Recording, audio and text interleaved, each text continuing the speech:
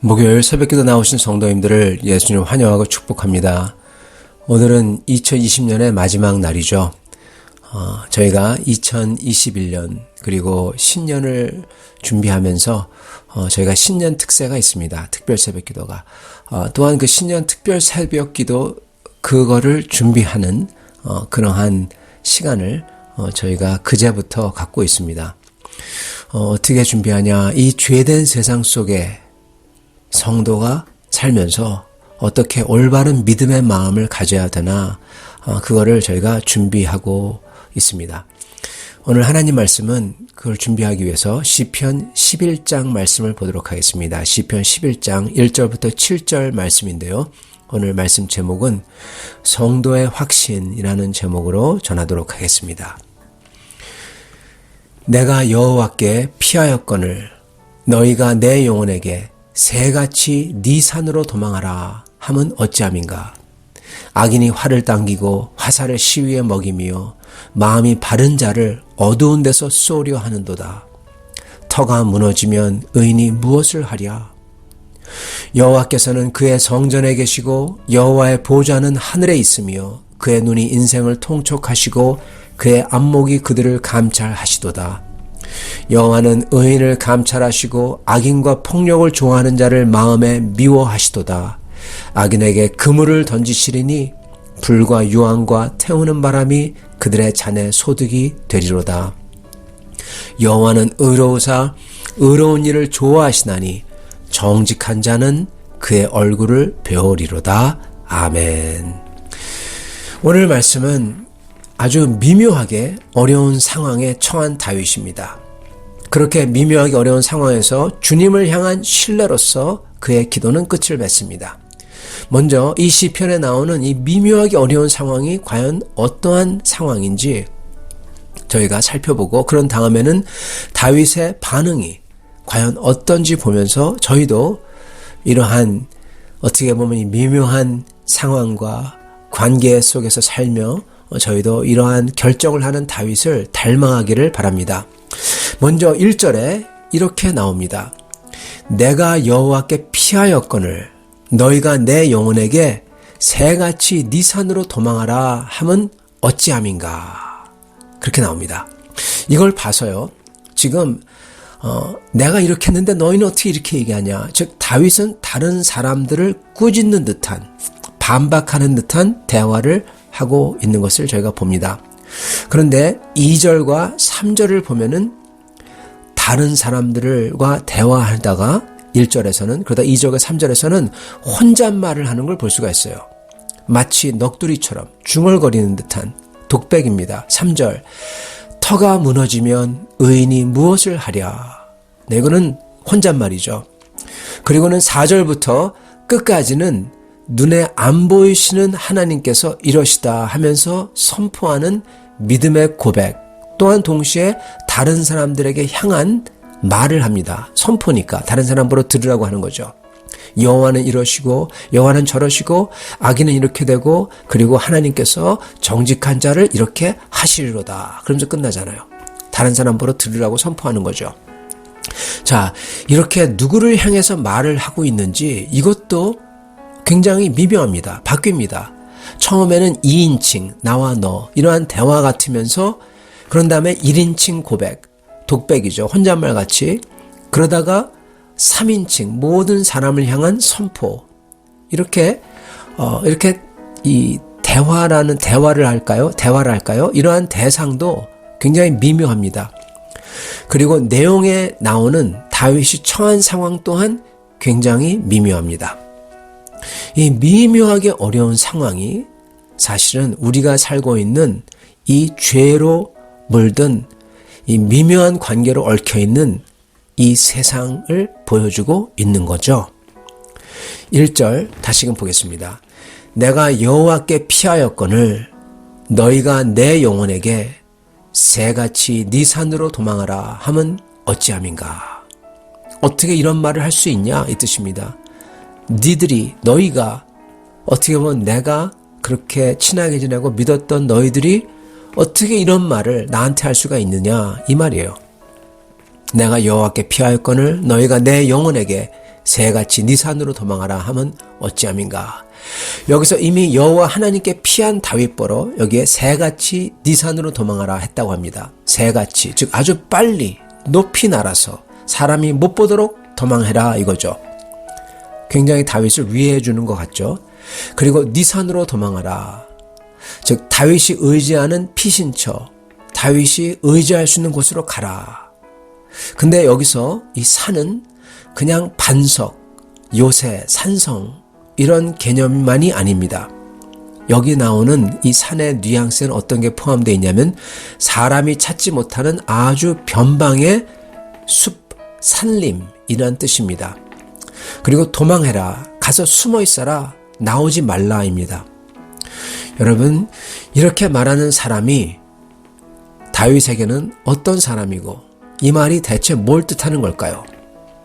세 가지 중 하나를 한번 택해 보시기 바랍니다. 첫째, 다윗을 위하는 친구로서 다윗보러 빨리 도망가라고 조언하는 것이다. 두 번째, 믿음이 별로 없는 세상 사람으로서 그리고 다윗을 잘 모르는 사람으로서 다윗에게 객관적으로 조언하는 거다. 사울을 피해서 빨리 멀리 도망가라고. 세 번째, 다윗을 위하는 척하면서 또는 객관적인 척하면서 다윗을 시기하고 미워하는 사람의 조언이다. 즉 적은 아니지만 적과 한편이죠. 그러한 사람의 조언이다. 빨리 멀리 가라고. 과연 어떤 것일까요, 여러분? 여기서 네 산으로 도망하라. 이건요, 변방으로 도망가라는 겁니다. 그리고 여기서 네 산, 네가 믿는 곳, 그리고 도망하라. 숨어서 나오지 말라. 이건요, 하나님을 믿는 다윗에게는 사실 모욕입니다. 하나님에게 이미 피했는데 그것도 모르고 그리고 또한 그것도 인정하지도 않고 아마 신앙이 없어졌겠죠. 아니면은 그걸 알면서도 어쩌면 하나님에게서 떼어놓으려고 네가 믿는 곳, 너만의 시골로 숨어가라 하는 걸 수도 있습니다.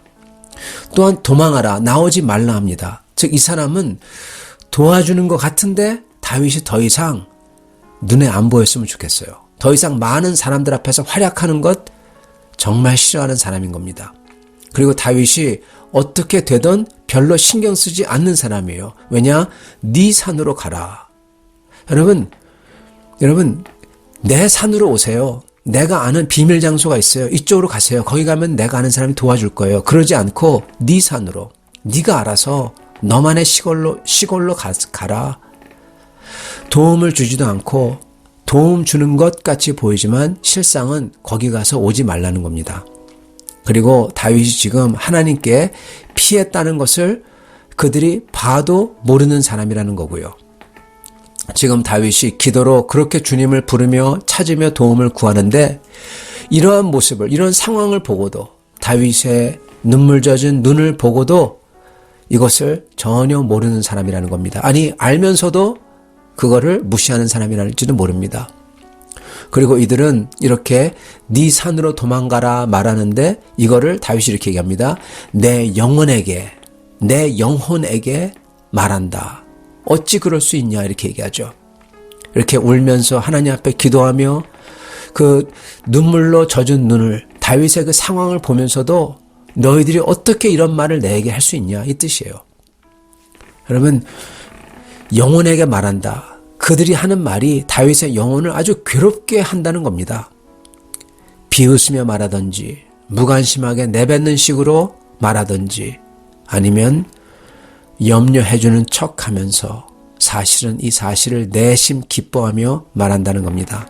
마치 케어하기 때문에 말하는 것 같이. 그러나 실상은 돕지도 않고 자기의 산으로 오라고 하지도 않고 네 산으로 빨리 가라고, 시골로 가라고. 아주 미묘하죠, 여러분. 미묘합니다. 이들이 다윗을 위하는 사람들인 것 같기도 하지만 이들은 하나님을 믿지 않고 세상적으로 믿음 없는 조언을 던지는 세상 사람들인 것 같기도 하고 또한 어쩌면 이들은 다윗을 시기 질투하여 그를 멀리 변방으로 도망가게 해서 다윗의 세력과 영향력을 없애기를 바라는, 사실은 다윗의 적인지도 모른다는 것입니다. 이렇게 다윗의 친구 같다가 나중에는 적으로 느껴지도록 바뀌기 때문에 이 시편에 나오는 기도 방식도요, 대화의 방식도 이렇게 바뀌는 거예요. 처음에는 그들과 대화를 하는 것 같다가 점점 독백으로 바뀌는 겁니다. 왜냐? 점점 누가 뭔지를, 이 사람이 내 적인지 친구인지를 믿을 수 없기에, 알 수 없기에 그렇게 바뀌는 거예요. 나중에 가면 전체적으로 그냥 말하게 되는 겁니다. 내가 판단할 수 없지만은 이렇다. 하나님이 이러고 계시다. 너 그거 알아야 된다. 이렇게 얘기하는 거죠. 사실은 이들이 이렇게 친구, 도움을 주는 사람, 중립적이고 객관적인 사람 등등 이런 겉모습에 숨겨져 있는, 즉 시편에 나오듯이 그늘 아래 숨어 있는 거고요. 그리고 그 숨어 있는 그늘에서 중립적, 객관적, 도움을 주고 친구 이런 그늘에서 화살을 쏘려 하고 있는지도 모른다는 것입니다. 2절, 악인이 활을 당기고 화살을 시위에 먹이며 마음이 바른 자를 어두운 데서 쏘려 하는도다. 그 그늘에서 어두운 곳에서 쏘는 거예요. 저격을 하는 거죠. 뒤통수를 치는 거죠. 나중에 알고 보니 적이었던 겁니다. 친구가 아니라. 그래서 다윗은 이렇게 얘기하는 것 같지만 독백 같은 기도를 하는 거고요. 그리고 만약에 이거를 이미 당했다면 그토록 돕겠다고 피하라고 했던 이 사람들의 속마음 속에 들어있던 그 배신으로 인해서 그걸로 인한 놀라움과 그 고통, 아픔, 배신, 이건 이루 말할 수 없는 거죠. 그래서 다윗이 이런 말을 하는 겁니다. 3절, 터가 무너지면 의인이 무엇을 하랴. 터가 무너지면 근본이, 모든 게 무너졌다는 겁니다. 즉 그가 가졌던 모든 관계가 하루아침에 보니까 자기를 둘러싸고 있던 그 궁정 안에 있는 모든 사람들이 그렇게 당시 다윗을 칭찬하고 좋아한다고 하고, 그리고 왕의 사위라고 그렇게 다가와서 그렇게 아첨을 떨었던 사람들이 하루아침에 전부 다 변했다는 겁니다. 네, 우리는 알죠. 한 사람만 빼고 다 변했죠. 요나단만 빼고 전부 다 변했습니다. 그래서 터가 무너졌고 뭐 이렇게 믿었던 모든 사람들이 다 돌아섰던 겁니다. 그래서 오히려 자기의 적을 돕는 거죠. 자기가 그들에게 잘못하지도 않았는데 자기를 해하려고 하고, 그때 정말 모든 근본이, 여러분, 그 뿌리부터 다 흔들린다는 겁니다. 터가 무너지면 의인이 무엇을 하랴. 여러분, 정말 이럴 때 뭘 해야 되고 어떻게 해야 될까요? 뭘 어떻게 해야 될까요? 터가 무너지면 의인이 무엇을 하랴. 성도 여러분, 이 시편에서요, 그 답을 보여줍니다 하면 좋겠지만, 여러분, 이 시편에 답이 안 나옵니다. 답이 없이 끝나요. 이 시편은 다른 사람들이나 다른 것들처럼 간단한 답, 이렇게 해요. 그냥 기도하면 들어주실 거야, 잘 될 거야, 이런 식의 답을 이 시편에서는, 아니 시편 전체에서는 잘 주지 않습니다. 여러분, 그렇기 때문에 시편이 좋은 겁니다. 왜요? 왜냐하면 실질적이니까. 우리의 삶을 있는 그대로 대표해요. 보여줘요. 그리고 그렇기에 우리도 시편의 저자들을 따라서 기도할 수 있는 겁니다. 우리의 삶하고 똑같으니까요. 그러면서 분명히 아는 것은, 비록 답이 없고 답을 주면서 끝나지 않는다고 하더라도 이 시편에서 저희가 분명히 알 수 있는 게 하나 있어요. 그리고 그게 위로가 됩니다. 그 뭐냐, 이 시편 기도를 쓴 사람은 이걸 쓴 다음에 그때는 도움을 받았는지 못 받았는지 모르지만 결국 그 어두운 터널을 다 지나서 이 시편을 기록할 수 있는 하나님의 은혜를 받았지. 하나님께서 결국 이 기도를 들어주시고 주님의 방법과 시간에 큰 능력으로 가장 좋은 것으로서 다윗을 구해주셨고 응답하시고 더 큰 은혜를 주셨지. 이걸 알기 때문에 그 답이 없는 것 같은 기도를, 답이 안 나오는 이 시편을, 답으로서 끝나지 않는 이 시편을 따라서 저희가 같이 기도할 수 있는 것입니다. 그걸 알기에, 그 믿음을 가지고. 터가 무너지면 의인이 무엇을 하랴. 여기에 다윗은 그가 무엇을 어떻게 했는지를, 그 답을 기록하지 않습니다.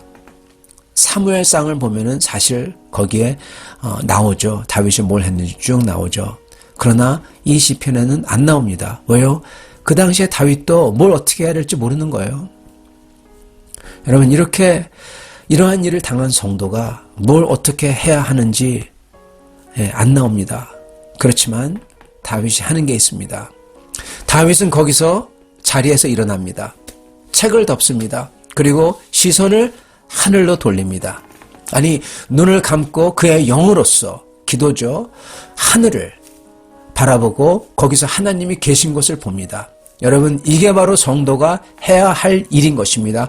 의인은 무엇을 하랴? 터가 무너지면 의인이 무엇을 하랴? 네, 눈을 감고 영으로서 기도로 하늘을, 하나님이 계신 곳을, 그의 성전과 보좌를 봐야 한다는 것입니다. 3절, 터가 무너지면 의인이 무엇을 하랴? 4절, 여호와께서는 그의 성전에 계시고 여호와의 보좌는 하늘에 있으며 그의 눈이 인생을 통촉하시고 그의 안목이 그들을 감찰하시도다. 아멘. 여러분, 그렇게 일어나서 눈을 영으로서 하늘을 보고 그리고 하나님을 계신 것을 보니까 보이는 게 있는 겁니다. 만군의 여호와께서 주님의 성전에 계시다는 거예요. 여러분, 살아계시다는 겁니다. 하나님이 살아계시다. 그게 보이는 거예요. 마음속에서. 그렇기에 주님께서 주님의 눈으로서 인생을 다 보고 계시다. 감찰. 네, 다 감찰하고 있다. 이게 보이는 겁니다. 이걸 알 때 다윗은 그가 뭘 하든 어떻게 하든 상관없어요. 더 이상 두려워하지 않고 다윗은, 그리고 더더욱 이렇게 모든 게, 관계가 다 무너지고 다 돌아선 것을 보면서 당황하며 슬픔에 젖어 좌절하지 않고 다만 담담하게 그리고 대담하게 다시금 그의 가야 할 길과 방향을 잡을 수 있다는 겁니다. 그때 그 당시 방법이 있는 거죠. 그리고 이 방법은 오직 다윗이 그의 마음에서 슬픔과 좌절, 낙심과 두려움 이런 게 없어지고 마음속에 담담하고 마음이 대담해질 때 그 길이 보이는 겁니다. 이 시편은 여러분, 그러한 담담하고 대담한 마음으로서 끝이 나는 거예요. 방법은 안 나오지만. 그리고 다윗은 4절부터 나오듯이 하나님이 성전에 계시고 주님의 눈이 모든 인생을 보고 계시며 주님께서 자기와 이 악인들까지 다 감찰하신다는 것을 알 때 바로 그 담담함과 대담함이 생긴다는 겁니다. 그렇기에 다윗은 끝에 가서는 선포를 해요. 자신 있게 선포를 해요. 하나님께서 그런 악인들을 하나님의 그물에 갇히도록 하신다고. 여러분, 그물. 지금은 고기들이 그물을 던지면은 지금 헤엄쳐 다녀요. 그렇지만 그 고기들은 이미 그물에 갇힌 겁니다. 그물이 좁혀올 때, 당길 때 나중엔 파닥거리면서 잡히는 것처럼 하나님이 그렇게 하셨다는 겁니다. 이미. 그리고 이들은 지금 다윗의 영혼을 갉아먹고 아프게 하고 다윗을 위하는 척하지만 사실은 그들은 다윗을 없애려고 하는 거짓말쟁이라는 거예요. 왜냐? 시편의 결론 마지막 절에 이것을 강조합니다. 다윗은 자기는 정직한 자라고 하면서 하나님께서 맨 끝절에 이렇게 얘기합니다. 정직한 자는 그의 얼굴을 배우리로다. 그러면서 끝나요. 자기를 정직한 자라고 표현하고 그 반대는 거짓말한 자, 거짓말을 하는 자이기 때문에 그렇습니다. 그리고 그렇게 다윗을 위하는 척하는 사람들은 거짓을 하는 자입니다. 7절, 여호와는 의로우사 의로운 일을 좋아하시나니 정직한 자는 그의 얼굴을 배우리로다. 아멘. 그러므로 거짓말하지 않고 정직한 자는, 다윗은 주 앞에서 정직하게 주님을 뵙겠다고, 구원을 받으리라고 확신하며 이 기도를, 이 고백으로써 정직한 자는 하나님의 얼굴을 배우리로다. 아직은 방법이 안 보이지만은 그 담담함과 대담함으로써 이 기도를 끝냅니다. 사랑하는 성도 여러분, 저희의 삶도 이 시편에 나오는 이러한 모습들과 흡사할 때가 있습니다.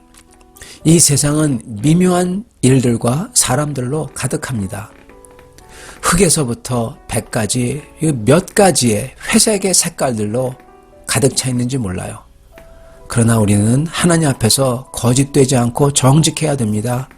그래야 이렇게 터가 무너지는 일이 일어날 때 저희는 우리의 영혼으로 하나님을 바라볼 수 있고, 그렇게 할 때 주님의 통치하심이 보이게 되고 그 자리에서 담대함으로써 그 모든 일들을 대처하며 주님을 따를 수 있기 때문입니다. 사랑하는 성도 여러분, 오늘 이렇게 담대하게 대담하게 주님을 뵈며 따를 수 있는 주 앞에서 정직한 믿음의 성도들이 다 되시기를, 이 세상에서 낙심하고 슬퍼하고 그러지 않고 담대하게 되시기를 간절히 축원합니다. 같이 기도하겠습니다. 살아계신 하나님, 감사합니다. 오늘 저희가 이 시간 눈을 감고 저의 영으로서 살아계신 하나님이 계신 하늘을 우러러봅니다. 그 하늘에 주님의 성전이 계시고 거기에 주님이 그 보좌에 앉아 계시며 주님의 눈으로 온 세상을 다 보시며 주님께서는 그 인간들의 마음을 다 감찰하시는 줄 믿습니다. 주님께서 지금 저희를 아시고 주님의 아들과 딸 되는 사람들을 주님의 눈으로 감찰하시며 주님께서 그 주님의 크시고 놀라운 손으로 능력으로 이끌고 계시는 줄 믿습니다. 주여 긍휼히 여겨 주시옵소서.